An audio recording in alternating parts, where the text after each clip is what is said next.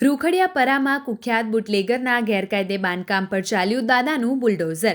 રાજ્ય સરકારના નિર્દેશો બાદ રાજકોટ શહેરને ગુનાખોરી અને ગેરકાયદે પ્રવૃત્તિઓથી મુક્ત કરાવવાના હેતુથી રાજકોટ મ્યુનિસિપલ કોર્પોરેશન અને પોલીસ વિભાગ દ્વારા કડક ઝુંબેશ શરૂ કરવામાં આવી છે।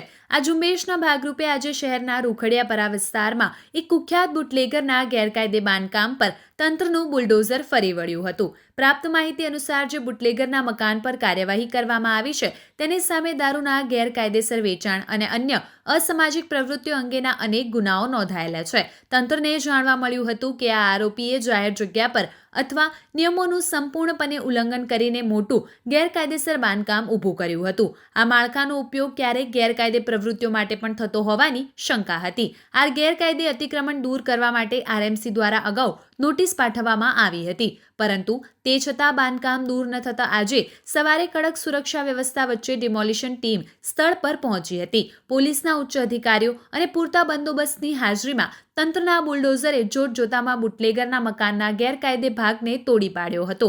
આ ઝડપી અને અસરકારક કાર્યવાહીથી વિસ્તારમાં ગેરકાયદેસર પ્રવૃત્તિઓ આચરતા અને કાયદાને અવગણતા તત્વોમાં ભારે ફફડાટ ફેલાયો છે।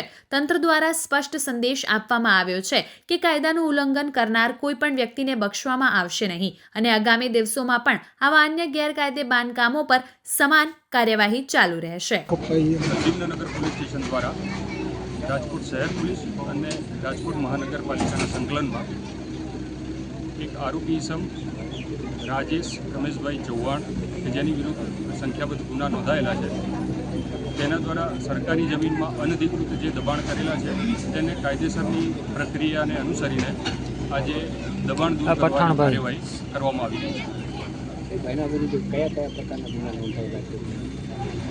આ આરોપી વિરુદ્ધ શરીર સંબંધી તેમજ પ્રોહિબિશનના અલગ અલગ ગુના નોંધાયેલા છે અને આ આરોપી એક વખત અગાઉ પાસા હેઠળ પણ જેલમાં જતા છે।